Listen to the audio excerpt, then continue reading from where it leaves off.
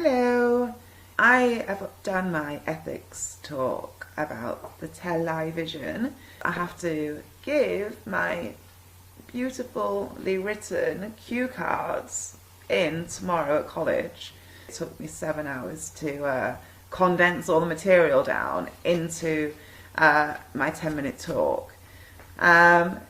Anyhow, I'm going to talk today about how the television is used to indoctrinate, uncondition the masses, and why I think this is highly unethical. So I don't personally have a TV, and when I tell people this, normally I get met with, disbelief actually. People think I'm joking. They actually do think that I'm joking, because how can you not have a TV?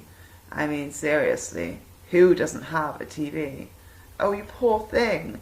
Can you not afford one? Yeah, no, I don't have a TV. Through choice. And I think that after giving this talk, if anyone has stumbled across this who doesn't know these things, then you will, I hope, be rethinking having a TV yourself. So let's crack on with it. So, mass media is actually a tool created by the ruling classes to control and manipulate us, the masses. It shapes and molds opinions and defines what we see as normal and acceptable. After all, everything that we're given, we are fed through some version of media. Everything we're told to be real, it generally comes through the TV or newspapers, but television's the major source really these days. So I'm going to look at techniques used, along with some examples of the materials which are being pumped into our minds every time that we switch the television set on. I want everyone to get a glimpse of its true role in society, and ask everyone here the question as to how such a tool as a TV can be seen as ethical, based upon the ways that you will find it actually does work. Did everyone know that it's actually scientific fact that the TV is a tool of mass indoctrination, and it is the greatest one that was ever devised, the most successful tool ever created? It has changed the whole course of nations, for we as humans mimic what we see. And as we are watching the TV, we're being constantly indoctrinated and reconditioned, and that's being beamed straight into our subconscious and unconscious mindset. I think this is really dangerous. Can we trust the source that's beaming this into us? Can we trust that? I think it's so open to manipulation. It really is. As Alan Watts said, it becomes you, you become it. And TV plays us like a harp, quite literally. So the TV really was invented as a propaganda tool. When we watch the TV, it puts us into an alpha brainwave state. This means that we're more easily hypnotized, because it's the right side of our brain that's in use. As we watch the TV, we have an internal release of the body's own opiates and endorphins. Now, these are actually chemically proven to be almost identical to opium. I mean, that is actually quite mind-blowing, isn't it? To think that just watching the TV triggers an internal state which is chemically proven to be the same as opium, for crying out loud. Opium, that's major. Because it makes the mind feel good, it makes you want more. So it's working to your brain's receptors the same way that drugs work. And because we're bypassing the left brain and going straight into the right side, as you watch the TV, you do fall into a trance-like state of mind. Now, I'm sure everyone has experienced, kids are a great one, actually, well, just people in general, but I've been at my friend's house, and it's got to that time where, like, Hollyoaks and that type of thing's on, and the kids are gone. In fact, everyone's gone. And it's like, hello, is there anybody here? Come back to the real world. It is really scary how fast that switch goes, and they're gone, lost to the TV. Oh, freaks me out, it really does. As viewers are already hypnotized, to deepen the trance is easily done, and they have various ways that they do this, but one simple way, which I can talk about now, is every 32 frames into a film, there'll be a blank black frame which we see. Well, our subconscious sees it. It keeps us in the trance. We don't see it because it's so fast. But this creates a 45 beat per minute pulsation rate, perceived only by the unconscious mindset. And as that's the real target, it's the ideal place to create the deep hypnosis which they really want us to be in. This makes us highly open to suggestion and conditioning, which is being beamed straight into the subconscious mind. Now, has anyone ever thought about why TV programs are called programs? Well, it actually really is, because that is exactly what they are. They are programs, and they're programming your mind to whatever it is that they want us to think.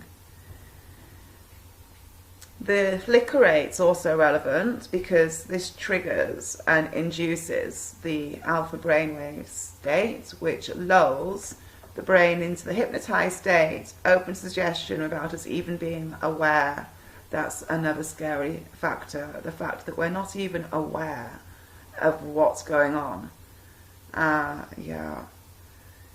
So the reason why the right brain keeps getting mentioned is because the left brain, which holds your analytical thought processes and your logical mindset, is bypassed by the television as you fall straight to the right side.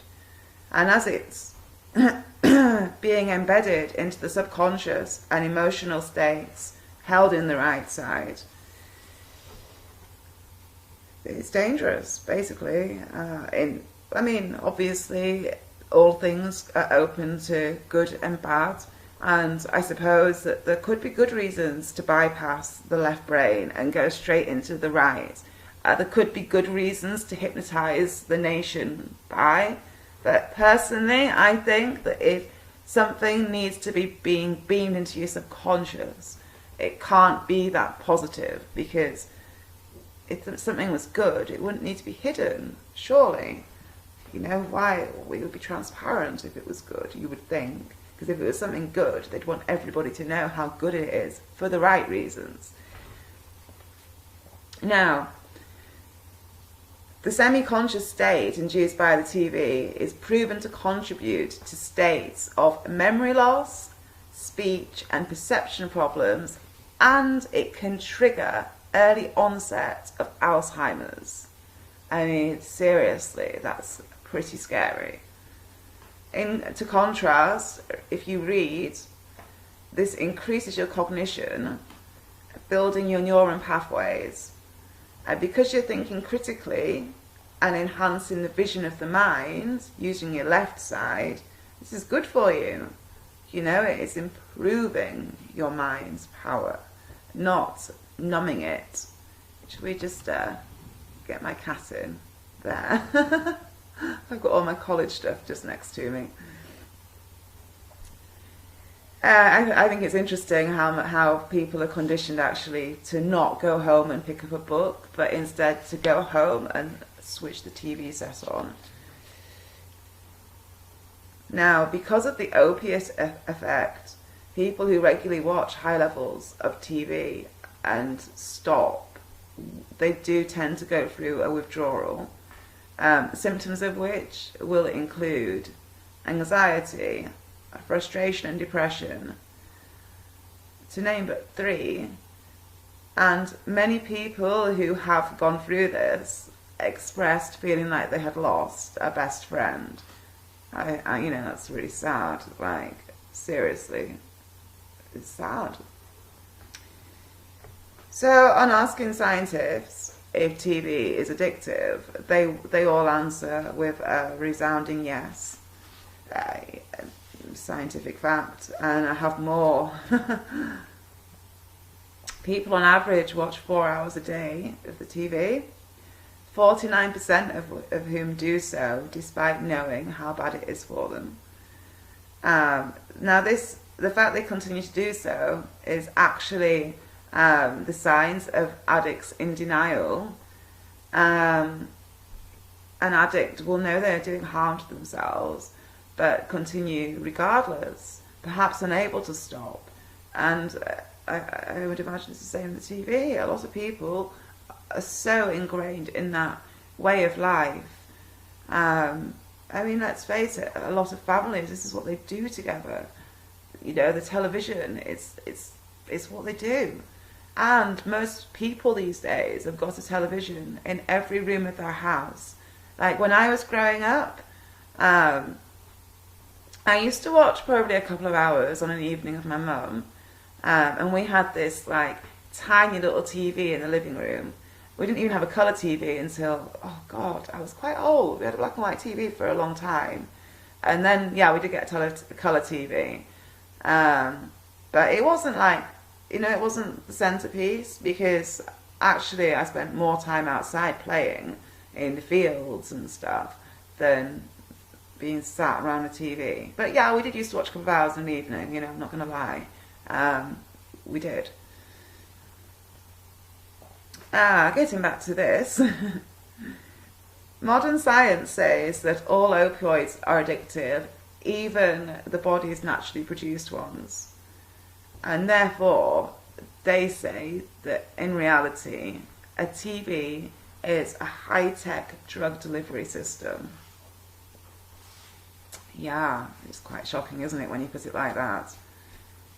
Now, interestingly, Freud believed opiate addiction was an attempt to return to the comfort of the womb. Which, again, is like, wow. So they've like ingeniously invented a machine that puts people into an alpha brainwave state, which is actually triggering the chemicals which make them feel the comfort of being in their mother's wombs. Now, in a world like which is run how it is, I can see how that appeals to people. There's so much pain in this world. People want to be switched off to that because they can't deal with it. And it's not unusual these days for people to be being controlled anyway by various different drugs which the doctors prescribe. Oh, you've been a bit depressed? Here, take a pill. You know, everything's meant to be like curable so that you're just in a like easily controllable, like a narrow state of mind. You're not thinking outside of the box. You are literally trapped in the box created by the television set.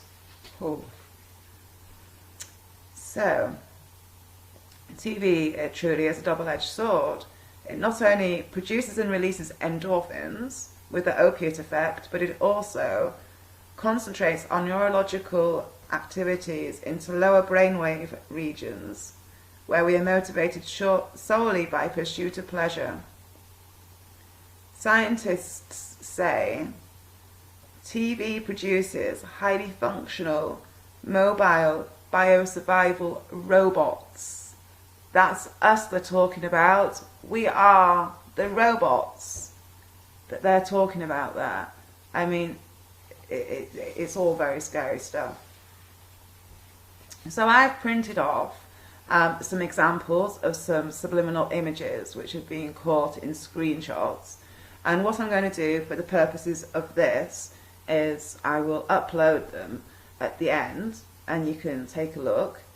They are truly shocking, especially because a lot of these are found in kids' cartoons. And I know you've got some of your slightly more overt stuff, like what the pop stars are doing, with their like occult imagery and like idol worship and whatnot. Of course, you have to bear in mind it's easy to see these things when they're on a screenshot, but when you're watching a program or cartoon or whatever it is that's being watched, they're often flashed so quickly that you don't even really realise that you've even seen it. Like I say, some are more blatant than others, but like your sexualised stuff in your Walt Disney cartoons, obviously that isn't there to be picked up by your conscious mindset, because if it was, parents would be like outraged, wouldn't they? I don't know. From sexualizing kids to occult symbols in pop to pre-programming of events, it's all there to see. To quote Steve Watson, "What I describe here is only a snapshot. We are bombarded from all angles with distractions, substances and conditions created to transform the way we interpret our reality. We are being conditioned from birth to act increasingly without consciousness. Consciousness being the one thing that sets us apart from every other living thing in the known universe. We are literally being programmed into a waking sleep, a zombie-like state of existence. We must act vigilantly and educate others if we are to break this programming and preserve our humanity." So to conclude, I have to ask, why the occult, satanic, over-sexualization and precog events being beamed into our subconscious minds and those of our children? Due to time constraints for this talk, I really have literally scratched the surface of what is a huge, huge topic. And actually, it's all there for everyone to see. All you need to do is Google the television. You could put something in like television subliminal imaging, television alpha brainwave states. It's all there. These days, there's no excuses for people to not be able to do their own research. It's all there at a touch of a button. Mass indoctrination of the masses is no joking matter, but deadly serious. And I think all of this is highly unethical. People, please, I implore you all to do your own research in this topic. So often televisions are used as babysitters for kids' young impressionable minds. Please be aware, and thank you for listening. If anyone's got any questions, please do write them in below, and I will of course answer in any way that I can. And so I wish everybody well, and don't forget to not plonk your kids in front of the TV, or yourselves either. And please, please, please, please, be safe, be aware, and be educated, because at least if you know, you can do something about it. It's not hard to not watch TV, or to be very selective in what you watch, at least. Alright then, so Merlin wanted to come and join us, so little shout out for my cat. Isn't she perfect? And I'll get those images loaded up. So, thanks for watching. Take care. Bye bye. Good girl, Merlin. Good girl. Bye bye.